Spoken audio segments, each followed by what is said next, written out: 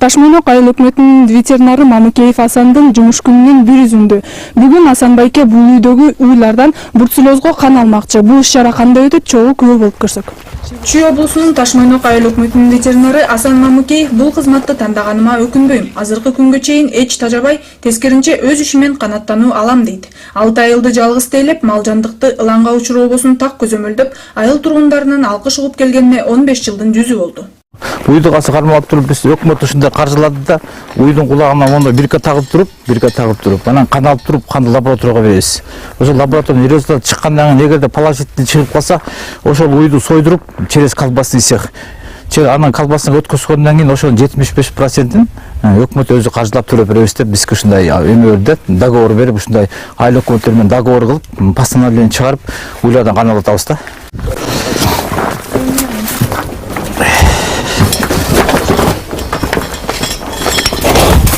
Мынакей, мына уже тагып койдум да.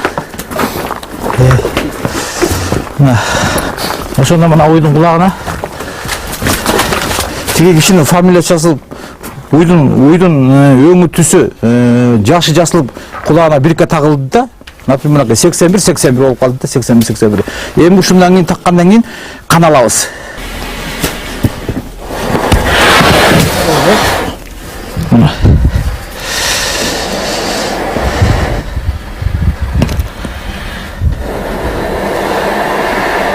Ошондо бистиги кулагына бирке тагылып, кан алып туруп, мына болду мынакей. Ошондо ар бир уйга бирден иголка колдонулат.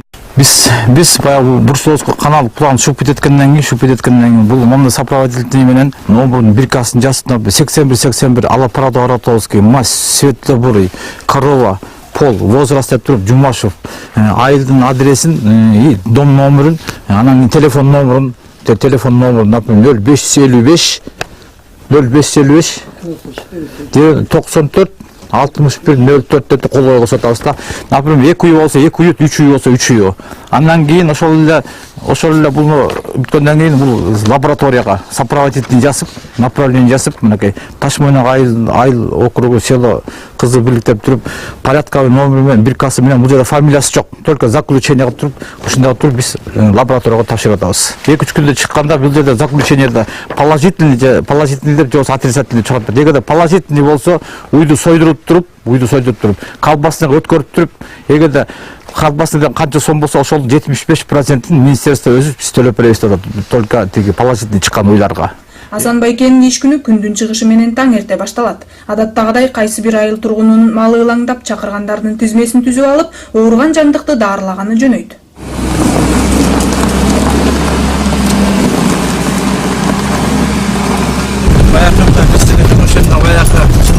Айыл өкмөтүндө биздин айыл өкмөтү чоң 6 айыл бар.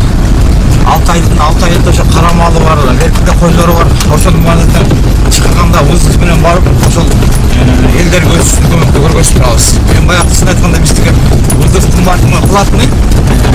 Платный биз дагы баягы жерге карап, шартка карап, элдин мына жашоосуна карап өзүбүздүн бааны коебуз. Көпкөлө баягы мындай кымбатты айтпайсыздарчы, шаардагыдай эмес да. Мен, например, эртең чыгам, жана буаны уйлардан кан алып өз үстүнө профилактик жумуш болгондо, эртең эрте турабыз, 5-6 турабыз. 5-6 туруп, заранее айтып коебуз, уйлардан кан алабыз депчи. Күн ичинде болсо, ысык болбаса биз түндө деле карабайбыз. Түн ичинде түнкү саат 12-де ай Асан кел, мен уюм ушундай тугулбай атат, тигиндей мындай болот десе, баардык жерден тыштап коюп, сразу уруп барабызбай. Өзүңдүн жумушуңду жакшы кылып койсоң, өзүңө да жакшы экен да. Бетиңе жарык болот да.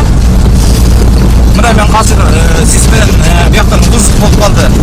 Ушундай жылкым ооруп атат, көрүп бербейсиңби деп, ошол ызыкка кетип баратабыз.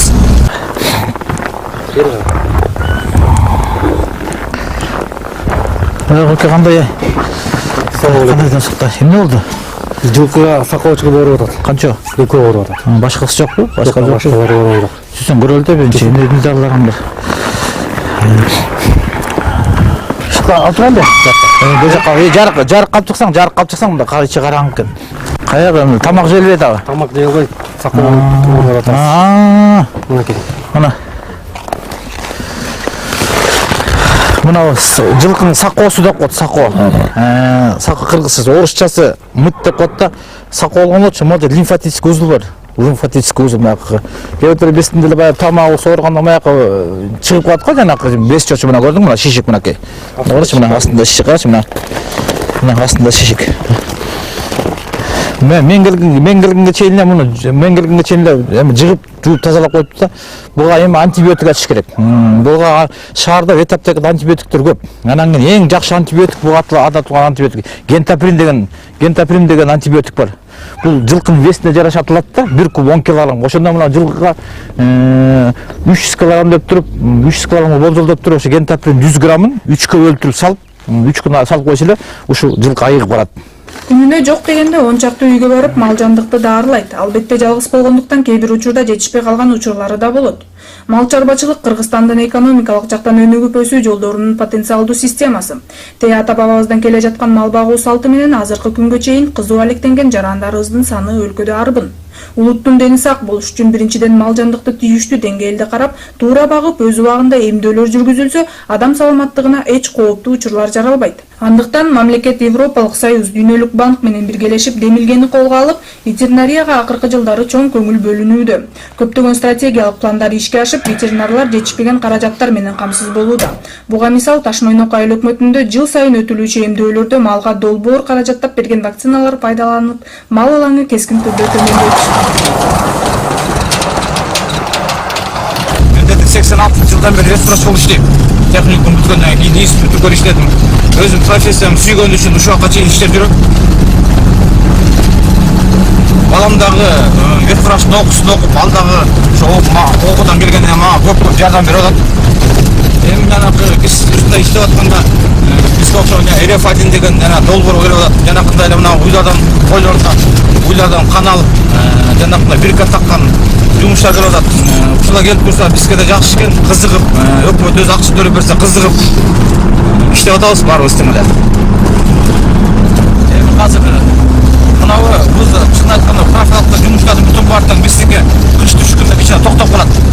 Бизде мынабы декабрь, январь, февралга чейин анча-мынча жумуштар эле жок. Профилактический только мына лечебный иштеп калабыз. Буйгандын үстүндө дагы жакшы эле жумуштар болуп атат.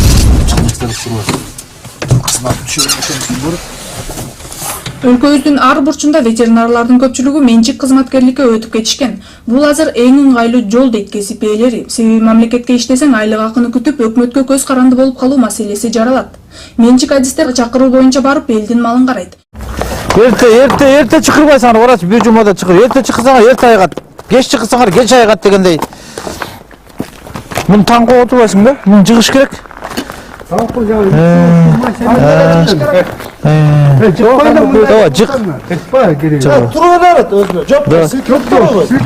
Баклажкага суу алып келинди. Карманус Асан байке мал жандыгы ылаңдап, оорусу өтүшүп кеткен учурда кайрылгандар да кездешкенин айтат. Буга далил бул үйдөгү бээ бутунан жаракат алып, бир жумадан бери баса албай аксап калган. Азыр муну промывать этип, анан ичине степлация салып турган уколат коебуз, анан айыгып кетет. Азыр ичиндеги гнойдун бүтүн баардыгын чыгып, сыгып, тешиги бар да, ошодон аттырып, ичинин баардыгын жууп тазалап туруп, степлация деген таблетка бар. Ошону акырын салып койсоңуз, ичиндеги баардыгы микробтун баардыгы, анан бул жерине бицилин 5тан же болбосо эң жакшы укол бар, гентаприн деген уколдон атып коюш керек, 2-3 күн подряд, айыгып кетет. Бул дагы кечигип келип калды да, кечигип. Ошо мал ооруганда кичине эртерээк айткан жакшы да. Эртерээк айтса, келип өзүң дагы от души дарылайсың, а кеч болуп кеткенде уже не то болуп калат.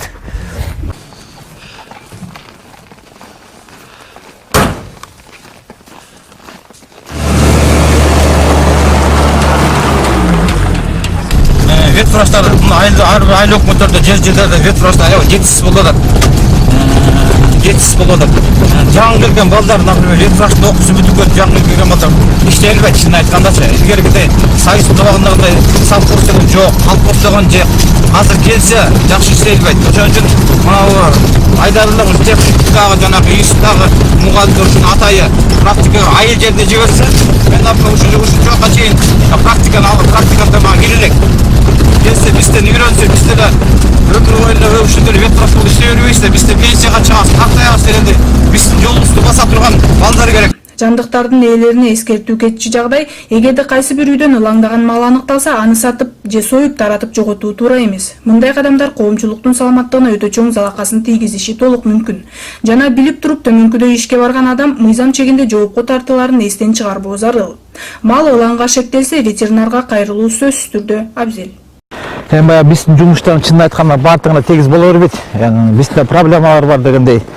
Мынакей бизде дагы ошондой ветврачтар да жетишпейт. Ар бир айыл өкмөттөрдө бир-бирден ветврачтарды коюп койгон, жарыбаган бир акча төлөп коет. Андан көрө ушунун баардыгын ушу ветуправленияга бөлүп, ошо ветврачтардын акчаларын баардыгын аябай зарплатын көбөйтүп койсо, кызыгып иштейт эле ветврачтар дагычы. Мына азыркы жаңы бүтүп келген ветврачтардын бүтүн баардыгы эле азыр окууну бүткөн бүтүн баардыгы эле эчтеке билишпейт. Бүт эле баягы тияк иштейбиз, бияк иштейбиз дейт. Ушундай окууну платный кылбай эле ушундай ветврачтыгын ушундай бюджет кылып, жаштуу балдардын баардыгын окутуп, ушундай жакшы зарплат көтөрүп, айыл чарбасын көтөргөнгө аябай жакшы болот эле да. Сиздерге студент балдар келип практика ушундай учурлар. Эми бизде андай болгон жок, чынын айткандачы. Андай болгон жок. Азыр институт бүтүп кеткен балдардын бүтүн баардыгы эле эчтеке билбейт, чынын айткандачы. Баардыгы эле баягы жакшы жерге базар кыла иштейбиз дейт, айыл жеринде ветврачтар жетишпейт. Ушуга эмнеси базарларга бакча иштеп кетип атат, кандай билесиз? Потому что буякта зарплат жок болсо, баардыгын частныйга айдап атса, анан кийин бизде зарплат жок да, азыр зарплат албайбыз. Например, бирөөнүкүнө бара турган болсок, вызов менен бир акча алабыз. Өзүбүздүн машинага оротобуз, дегендебиз, мынтебиз, болду, ошол бойдон эле бүтүп калат. Ушул ветврачтарга да ушундай өкмөт жагынан бир мындай жакшы машиналардан бөлүп берип, ушундай зарплатты көтөрүп койсо, биз дагы жакшы дейт элек да. Эми азыр анча-мынча өзгөрүштөр болуп атат. Мыналар, например, ушундай долбоорлор келип атат, мына Рефатин деген. Ошондой эле мына уйлардан кан алып, кулактарына бирка тактык, өкмөт өзүбүз акчасын төлөп беребиз деп атат. Ушундай долбоорлор келип турса жакшы экен. Элдин баарына тең түшүндүрүп, өзүбүздүн эмелерибизди айтып, ушундай кан алдыргыла, ушундай өкмөт төлөйт экен, бруцеллез болсо ушинтип жок кылып, ушундай өзүнүн эмесин уйду тургузуп берет экен деп баарына тең айтып атабыз. Бир күндүк ветеринардын кызматына көбө болгон соң, бул кесиптин коомдо негизги орунду ээлерин ынандык. Бул адистик биздин өлкөдө маанилүүлөрдүн бири, анткени мамлекетибиздин көпчүлүк бөлүгү мал жандык кармоо менен алектенет. Мал чарбачылык сектор экономиканын кирешелүү бөлүгүн ээлейт. Өкмөт тарабынан ветеринарларга тийиштүү түрдө колдоо көрсөтүлбөсө, мамлекеттеги эпизоотиялык абал начарлап, бул тармактын жоголуп кетүүсүнө өбөлгө түзүлөт.